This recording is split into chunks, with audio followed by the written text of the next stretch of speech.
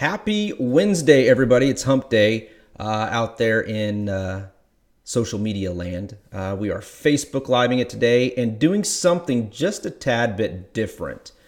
I asked my team for some feedback on what they would like for me to discuss today. And though this is absolutely social media relevant, I think it is something that we all need to look at because I think as small business owners, we tend to abuse interns sometimes, or we don't have a complete and clear plan how we're going to use them.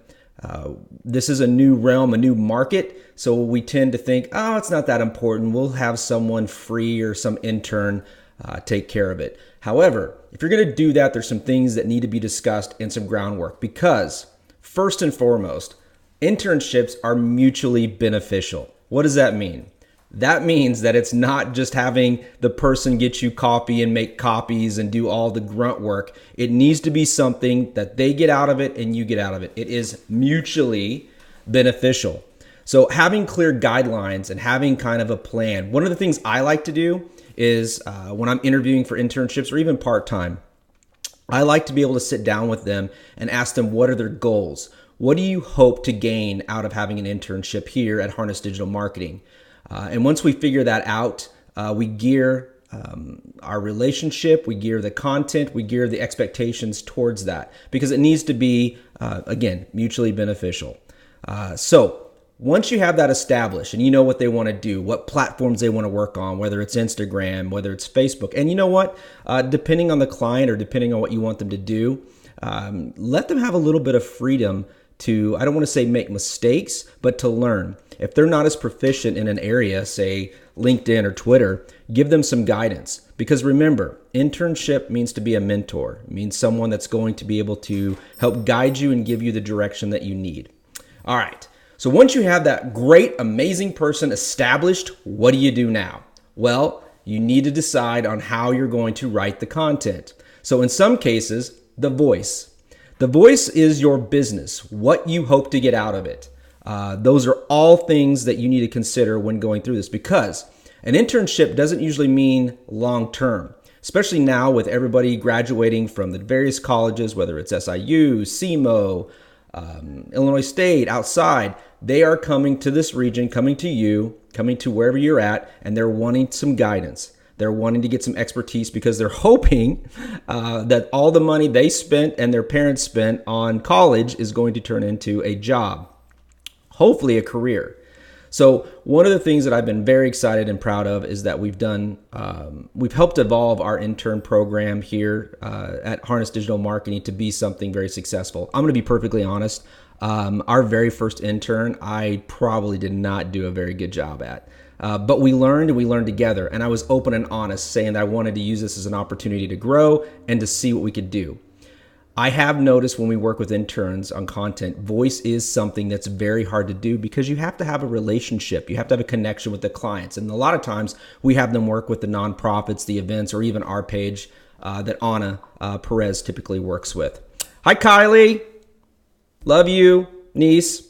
Congratulations on your new job. I can't wait to come out and see you at Universal Studios in California. So the next thing, consistency.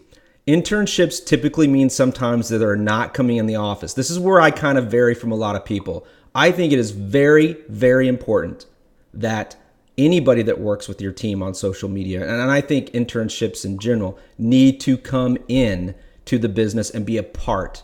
I know a lot of people will allow them to work remotely, and I'm hoping that some of you give me some great ideas and tips on how you've made internships work well remotely in the world of digital marketing or social media. I'm open to that. I've just not felt that you create that connection, and I think that's what I struggle with. But the consistency needs to be there, and that means they need to be a part of your business, they need to be a part of the client, and they need to be immersed into that. So the consistency, when you do all those things, it helps with that. It helps them feel like they are important, they have ownership, and they are going to deliver. If there's no connection or authenticity, guess what? It's not important. So therefore, if they miss a post or they miss some scheduling, it's not the same. Expectations. Expectations are absolutely key. You need to make sure that you clearly know, in this case, I clearly know what I want of this person. You can't make this up as you go. There's nothing worse in an internship than trying to play playground rules where you keep changing the rules of Foursquare or whatever, kickball. You can't keep changing the rules. If they are going to have, and I like to use 3 objectives, if they're going to have 3 objectives that you both agree on, then what you should do is at the end or evaluate weekly, periodically, those 3 categories. And make sure that they're following and they're doing that and give them guidance. Again, an internship is really a mentorship. You have to be invested and dedicate the time. That's why true internships are very hard to do because as a business owner, sometimes we don't have the time. So including your team as a part of that is very important too. All right, the last thing I want to talk about with internships is transition.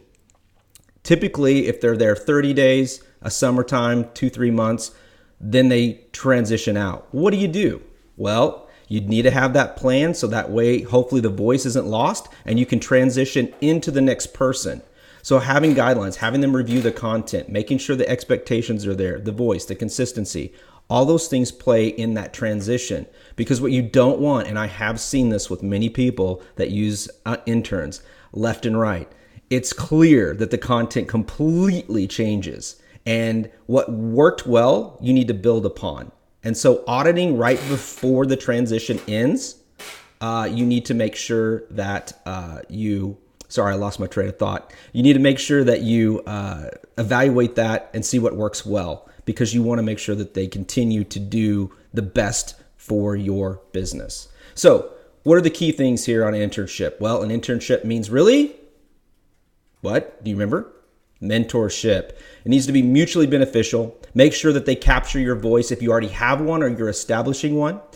Consistency with content and what you're doing. Expectations.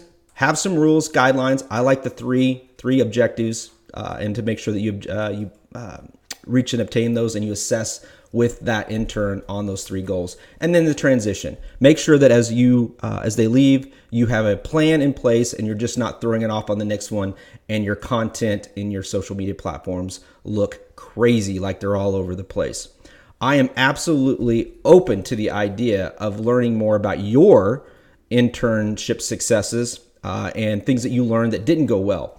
And if you specifically have interns in the social media world that are remote, definitely would love to hear some of those ideas on how those work. So again, have a great day. If you are needing assistance and you want some of the best content, consistency, and customer service, go no further than my team at Harness Digital Marketing. Give us a call, 314-884-1192.